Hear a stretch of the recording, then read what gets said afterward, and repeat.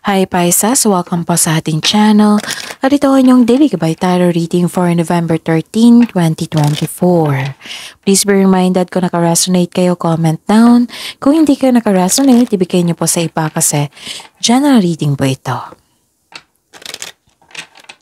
This is for you, Pisces, ngayong November 13, 2024.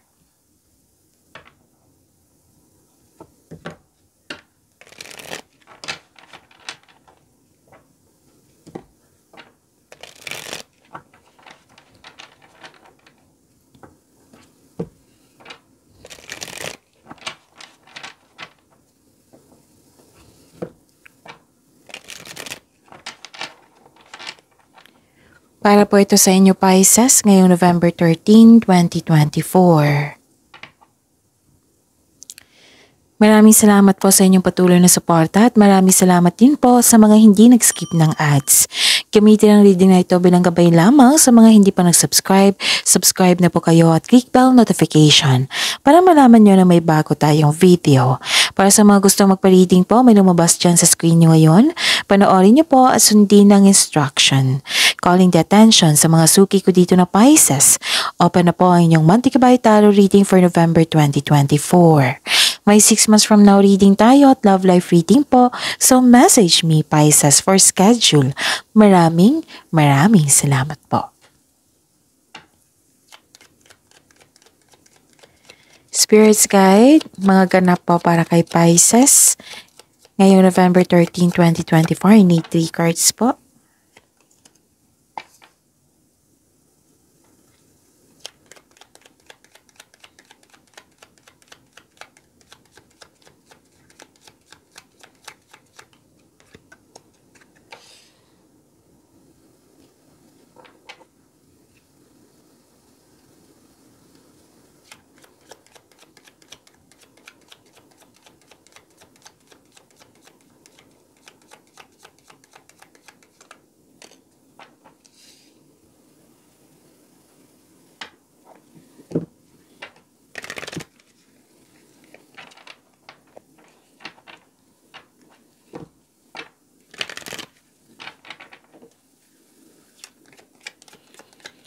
Spirits Guide, mga mensahe po para kay Pisces ngayong November 13, 2024. I need 2 cards po.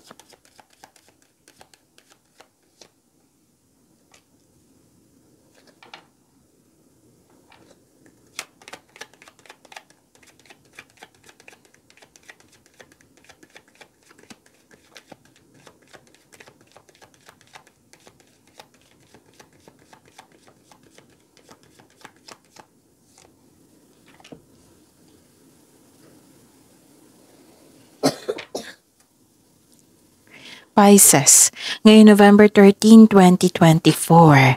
May nakita ko ditong gumawa ka ng desisyon. Pwedeng regarding ito sa passion mo. Tapos, may nakita ko ditong nasaktan kayo, nagalit kayo, nagkaroon ng argument. Tapos, may nakita ko ditong biglaang pagbabago. Pwedeng marami kayong ginagawa ngayon, labas-pasok kayo sa isang malaking building na may inasikaso kayo. Pwedeng may concern kayo sa mataas ang ego, mahirap kausap or sobrang stricto. May separation ako nakita dito. Pwedeng literal na separation, pwedeng separation of responsibilities, separation na kailangan mong lumayo para sa future nyo. Basta may nangyari na regarding sa separation. Pwedeng separation like space. O gusto mo ng space para makapag-isip ng mabuti, nagkaroon ng solitude. Yung gusto mo ng tahimik lang para makapag-isip ka ng mabuti, para pagbalik mo, re-energize ka na. Ganon, may ganap na ganyan. Tapos, wow, may marireceive kayong good news, Pisces. This is change for the better. Okay, this clarification na biglaang pagbabago po, sudden change. Kinonfirm dito this changes is for the better. Huwag kayong mag-alala kasi para sa kabutihan niyo po ito. Okay? for the better. Itong good news na ito. Pwedeng in-announce mo ito sa grupo na tao. Pwedeng binigyan mo na ng action yung matagal mo ng plano, desisyon, ideas. Pwedeng lumipat ka sa malayong lugar. Pwedeng makaka-receive ka ng news regarding sa may buntis, may ikakasal, may nag-propose, may nanganak, may parating na baby, ganon. May ganyan. So, yun. Movement, dalawang card ng sabi dito, movement, busy kayo. Okay? So, staying focused. Hold the course. So, stay focused sa inyong vision, mission, ganon. And believe in miracles. Okay? May milagrong magkaganap. Spirit's Guide. Ano po yung energy ni Pisces ngayong November 13, 2024?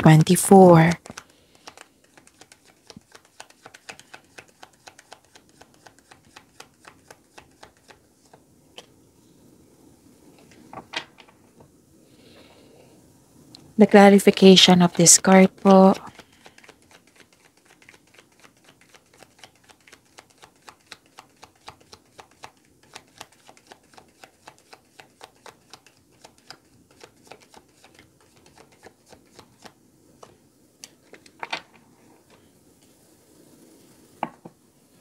Okay. Sa mga may oras dyan, kung gusto nyo po, panoorin nyo po yung last 4 days kabay tarot reading nyo po, basta sunod-sunod yung date. Kung, like for example, ang panood nyo ito ngayong November 13, 2024, panoorin nyo po yung 12, 11, 10, 9. Kung may nakita kayo, may narinig kayong repeating message, meaning to say, some of you hindi pa binigyan ng attention. So, give attention. Kung maaari po, bigyan nyo po ng solusyon at aksyon. Remember, Pisces, at the end of the day, alam mo na ikaw lang taong may kakayahan at responsable na gumawa ng sarili mong katotohanan at kinabukasan. So, ano yung energy mo, Pisces? Inom muna ako ng tubig, sulit lang po.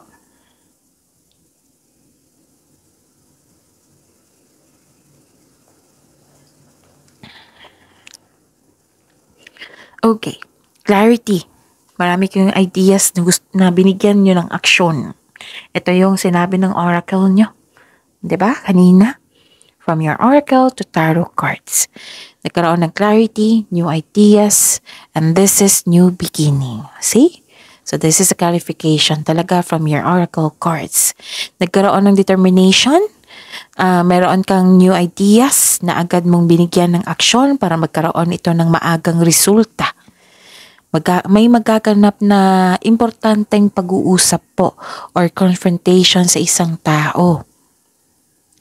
The advice is trust intuition na maggagabay sa iyo patungo sa mga susunod na hakbang ng pagkilos. Kasi sa intuition, siya yung magtuturo sa right path patungo sa success. May improvement din sa communication dito sa isang tao. Nagkaroon ng bagong insights and clarity kung paano pa mas i-improve yung ginagawa nyo dyan. Okay? May pagsisimula dito. Pwedeng pagsisimula ito sa trabaho or sa negosyo or pagsisimula sa bagong koneksyon sa isang tao. Nakita ko yan. Ano pa? Nakita ko rin dito na nagkaroon ng stagnation. Okay. Huwag kayong mag-attract ng negativity kasi nakakasama yan sa iyo. Lalo na't mag-self-pity or nagbitaw ka ng curse words, wag po. Kasi mag-create yan ng blockages. Kung mayroong blockages, hindi makapasok yung blessings para sa inyo. Kasi yung blessings is a positive energy. So, ma-attract mo yan kung magkakaroon kayo ng balance sa inyong energy, positive energy flow.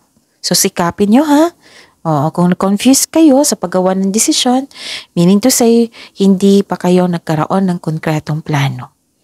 So, make a concrete plan, make the best choices, and make the best decision. Okay? Ano pa? May nakita ko ditong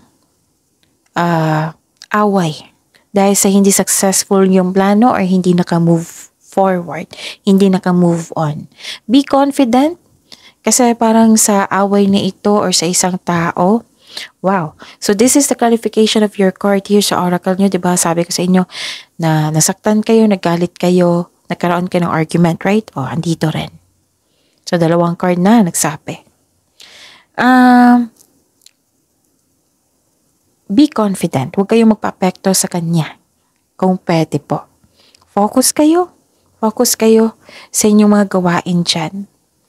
So, this is the second card na nagsabi dito na mag-create kayo ng konkretong plano in order to regain momentum. Impulse control ay kailangan po in order to grow and take action in a positive direction. Okay? So, yun. Kung nagkaroon ng hesitation, meaning to say, hindi ka pa kayo nakagawa ng konkretong plano. Kung nakagawa ka ng plano, meaning to say, hindi yan konkreto. So, yun. Huwag kayong mag-rush. Take time. Okay?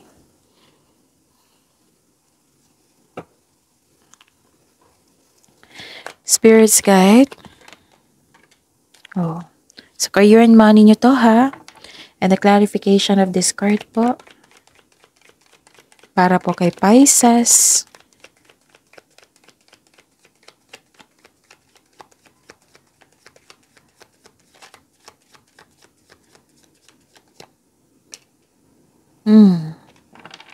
Sa career and money nyo po, Pisces. Okay. Nakikita ko dito na nagkaroon ng truth seeking, nanindigan kayo sa inyong desisyon. Panahon na para ma-aksyon kung alam mong nasa tama ka. Puro action, no? Puro movement. So, magiging busy kayo. Be ready po sa araw na ito. So, wow. Diba, napanghinaan kayo ng loob dito. Now, nakikita ko dito na sumisimbolo kasi ito ng katapangan at confidence. So, be careful po daw kayo. Again, another message na bigyan po ng yung be careful sa mga ginagawa at pinipiling desisyon. So, focus kayo sa layunin nyo. Ang pagiging mas panindigan at nakataon sa iyong layunin o proyekto, magdadala ito ng pagbabago sa iyong trabaho. Another card na may nagsabi dito na may away po. So, 3 card na yan.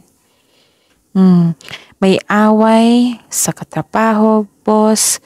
Basta regarding po sa career and money. Ihanda ang sarili po. Okay? At saka, ihanda ang sarili na ipagtanggol ito sa anumang paraan. Syempre, in a positive way, in a right way. So, may dumating. May dumating sa inyo na isang balita. Ang mabilis na pagdating ng balita ay magpapabilis ng pagiging produktibo or magdudulot sa iyo na baguhin ng kilos. So, kilos na naman, movement. Magiging busy kayo ngayon. It might be, hindi siya it might be. Yung dumating, tas binigyan nyo ng agarang action or reaction. Action to Puro movement. Wow, magiging busy. Si Pisces ngayon. Kaya pala may away. May kompetisyon dito. May rivalry. May selos. May insecure. So, 4 na? I think 4 na Nagkaroon ng struggle o conflict sa workplace mo? Or regarding sa inyong money ito? Nagkaroon ng rivalry?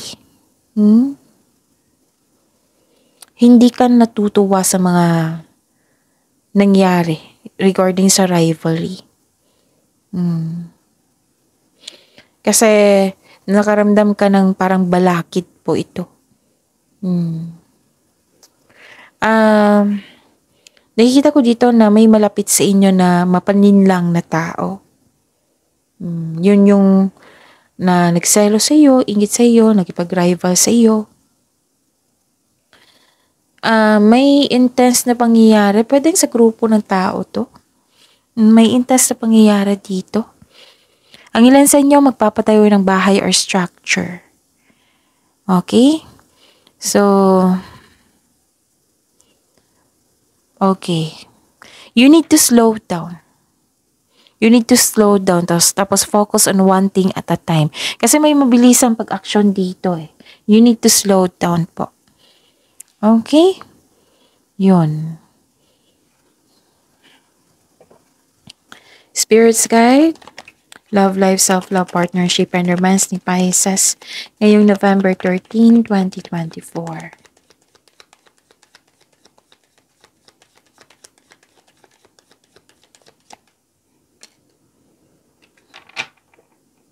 And the clarification of this card po.